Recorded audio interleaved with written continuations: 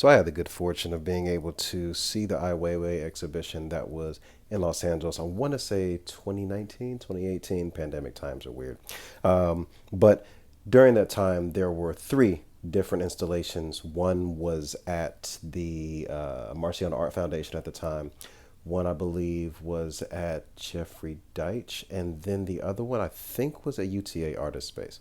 Anyway, Ai Weiwei is a Chinese artist, and for those of you that are familiar with his works, he's done a lot of boundary pushing and especially strong, we'll say, political and anti-political protests as art or art as protest in China, which has gotten him in some hot water, especially like physically assaulted and things of that nature. But his art still contains a lot of his story. And so this book from Taschen is kind of a high level view of his oeuvre over his life. I normally am not a fan of dust jackets, as is well documented, but this one was pretty cool. It kind of like goes across this, as it says, the first comprehensive monograph on the life and work of Ai Weiwei. So, kind of opens up here. This was really cool. This just inlay here on the first page is what looks like sunflower seeds, but each of these are ceramic, and each of these are individually made, and there was like a huge mound inside of the Burntsienna Art Foundation. It was fantastic to be able to see. Per usual, I won't be going through every single page, but skipping through. It works a bit like a biography, giving context to things, and kind of like walking through bits of his process, thoughts, small manifestos, time spent in various places throughout the years. And it's really interesting because a lot of times the artist and their life is separated from the art that they create. Like this one where he was dropping priceless porcelain vases as an act of defiance. But then also, this is also one of my favorite works of like really subverting what we consider as commercialism and putting it onto like priceless artifacts, which was really, really fantastic. I've seen these stools in person as well. It's the feeling of knowing that someone made these by hand, and his idea of joining them together and working with artisans as an extension of his vision definitely is a consistent theme. I think it's a theme with a lot of artists as well. There's also performance art pieces that he's done. A lot of the work that he explores really just has to do with bringing to light certain things that many people may not have known is happening in mainland China within the everyday working person, but then also how meticulous and large scale his process. He's still very hands-on on certain things, but like most people, eventually you'll need help. I always thought this was a really cool piece. But also goes back to his roots, whether it's culturally, demographically, or even geographically, like going back to natural materials that are traditional, like ceramic and clay pottery, but then also large-scale works, all pulling from elements of the earth and sometimes staged within an outdoor space. Surveillance comes up a lot in his work. He was definitely under surveillance for a particular time and sought asylum in various places. And you see a lot of his co-conspirators within here, but then you see some more of his installation work from within the museums. At this point, I believe Ai Weiwei has had work on almost every major continent, which is really impressive.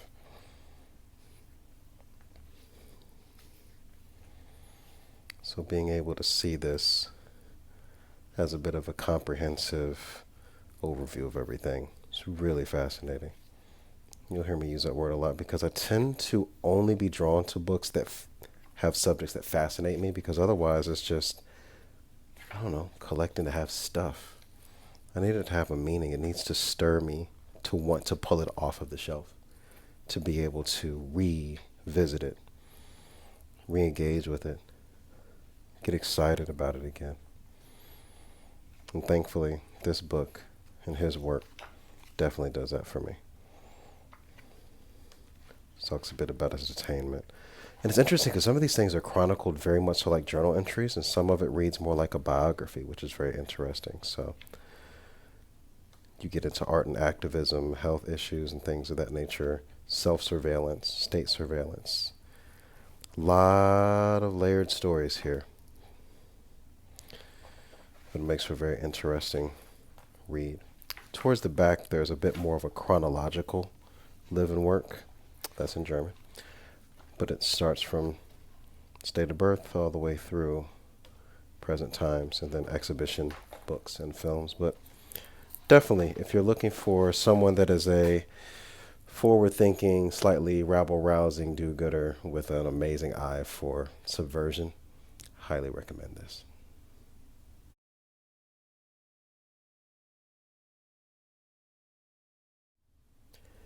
The Marvel machine has left no stone unturned, it seems, and some stories seem more likely than others. Moon Knight was a story that I was very surprised that they adapted. Long time one of my favorite personal characters, just because he was a bit out of scope and outside of the immediate frame of most of your traditional heroes. He was kind of the Batman of the MCU, if you will, with a little bit of supernatural and psychological slants into it. But this particular compilation, From the Dead, was a really, really fascinating read. And I think that they based some elements of the Moon Knight series, which was fantastic. Oscar Isaac did an amazing job, and that all of the supporting cast was fantastic. The way that they introduced Moon Knight into the MCU was really, really cool, especially with his personality disorder. It was really, really fantastic to see that. So just flipping through this from a art to cinema side of things, but there's a few different stories in here, and I just really appreciate the way that it's illustrated, storyboarded. It includes the semi-sentient car and the persona of Mr. Knight, which I always thought was really cool. But this was him fighting a serial killer in the sewers, but also dealing with Khonshu, which for those of you that watched the series understand that. So yeah, the first one is about him kind of going through and dealing with this mercenary and this serial killer underneath New York City.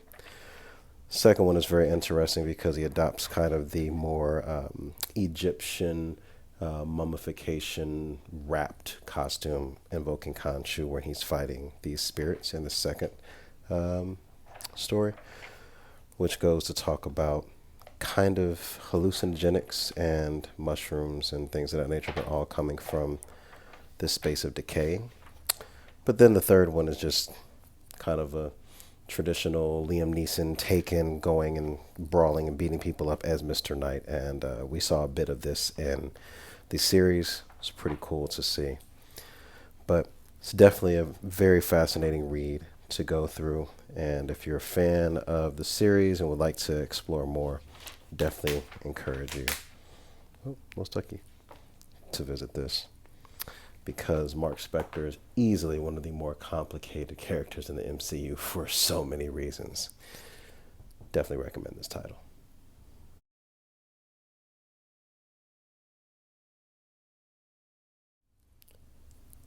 Again, not a fan of dust jackets, but a nice case that makes sense, always here for it. This book is a book that I had coveted for a while.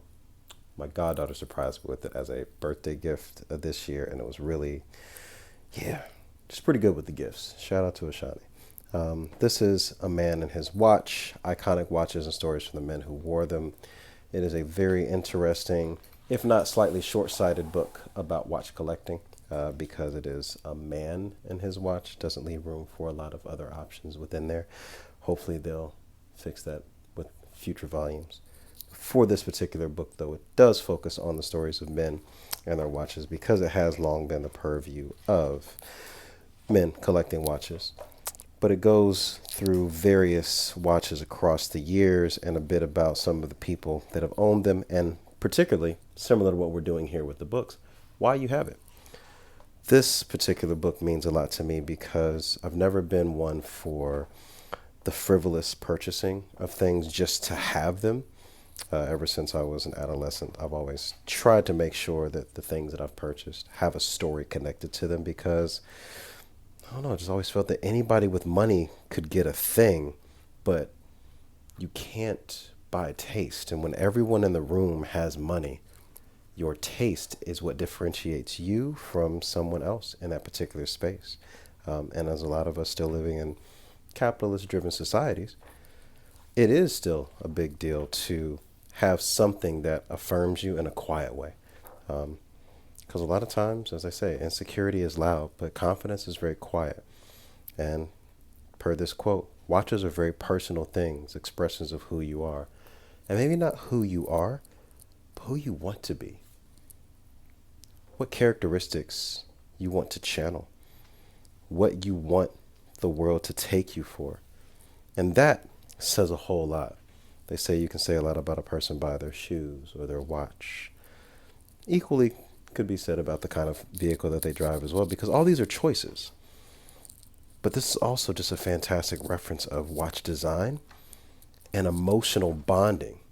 Things that seem irrational, and you see why someone is drawn to it. Which means that whatever crazy idea you have, if it means something to you, probably will mean something to someone else as well. Also, shout out to the Hermes Reverso. That's a watch. That's a watch. There's a lot of familiar and unfamiliar watches, but the thing I love about most of these is that all of them have something, some quirk, some ding or patina or story of rust that gives it character. None of these are brand new watches. They all have a story. They've all seen a lot of life.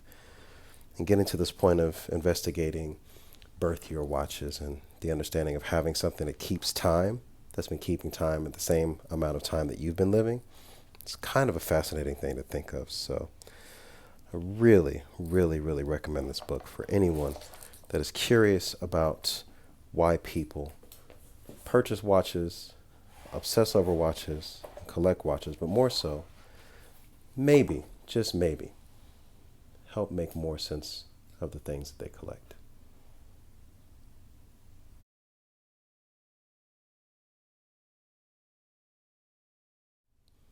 It's pretty clear that I'm fond of subversion, things that take regular accepted norms, turn them on their ear, or do things that are not supposed to happen.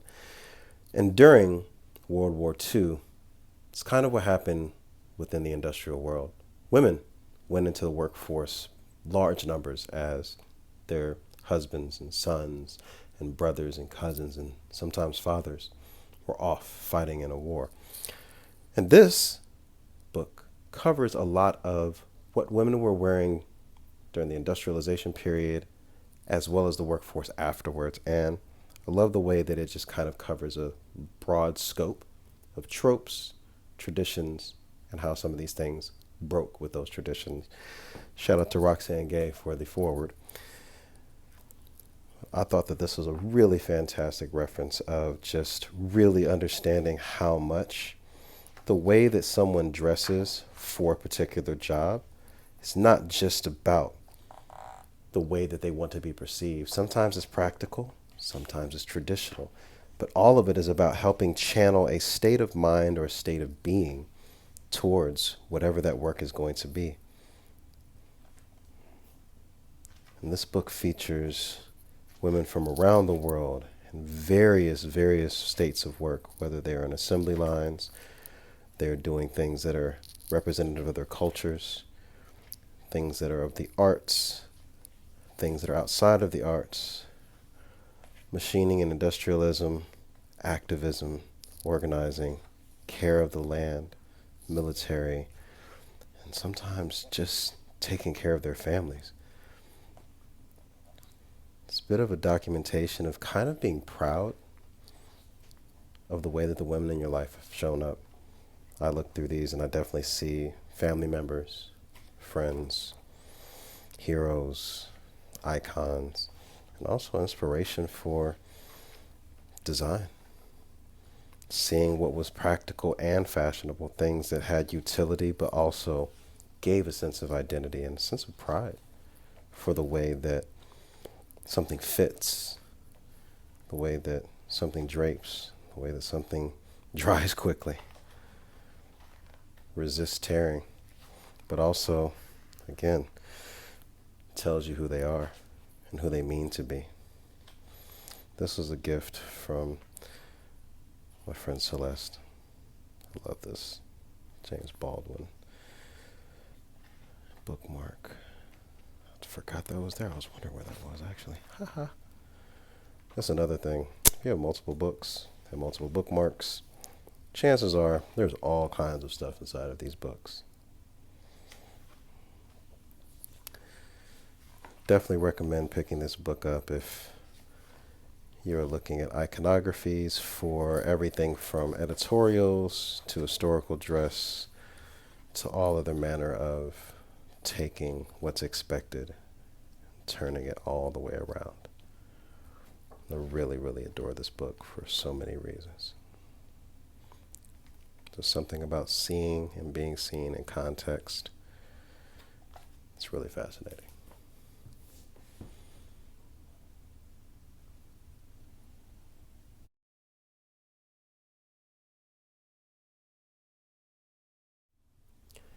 As a person that grew up with hip hop, loved hip hop, who shares a birthday with hip hop, kind of goes without saying that I would absolutely be a fan of this particular exhibition when it came to Los Angeles, and you'd be absolutely correct.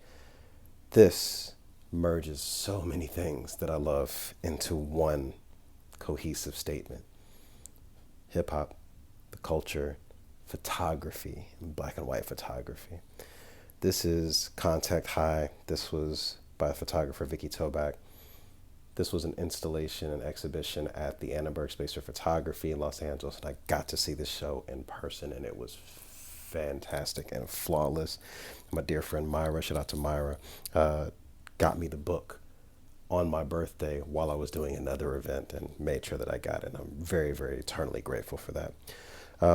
This is a visual history of hip hop, and opening up, we have a recreation of Gordon Parks' A Great Day in Harlem, but with all of the MCs that were around. This had to be about 97 maybe?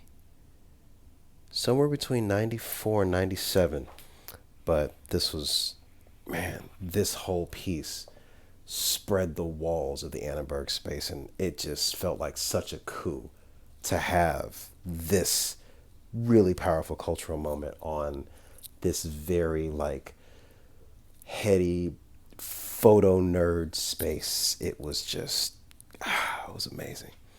This is also very important because there are a lot of Southern MCs in this picture at a time when a lot of East Coast artists did not want to really acknowledge or include the contributions of the South. And as Andre 3000 said at the Source Awards, South got something to say, and they continue to say it.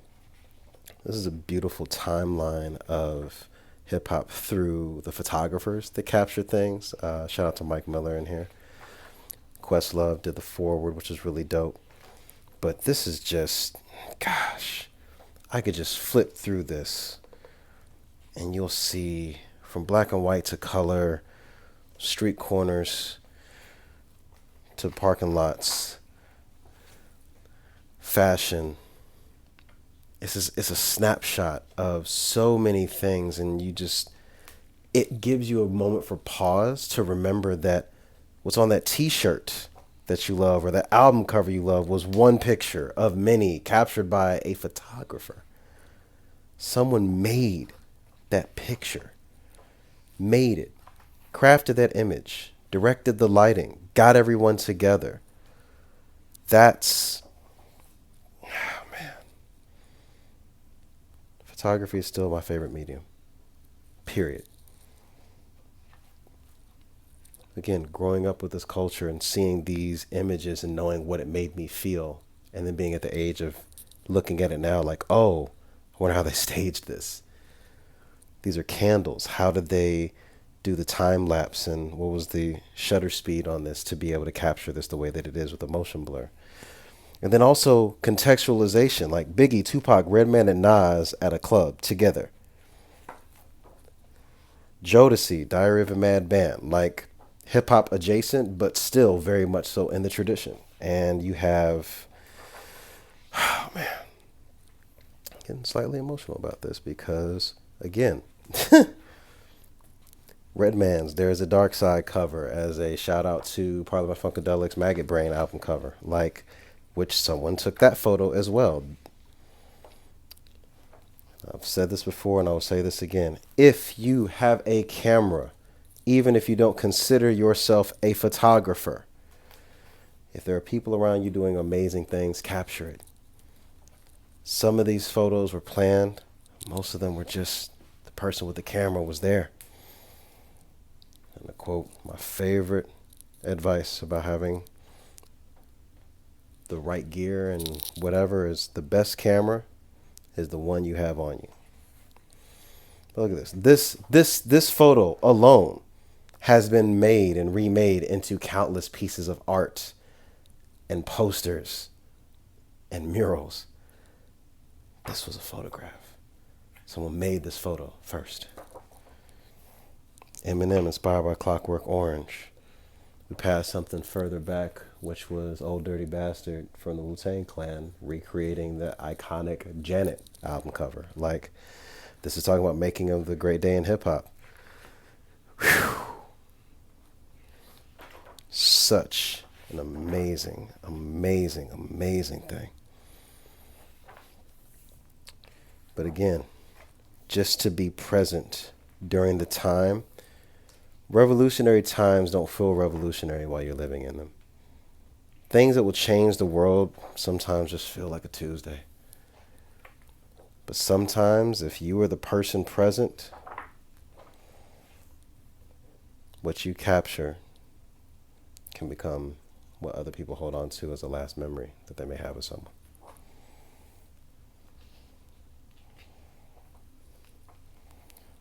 So again, get out there with your cameras, support your people, and shoot, shoot, shoot. Because you never know how that picture can shape an entire legacy of a culture.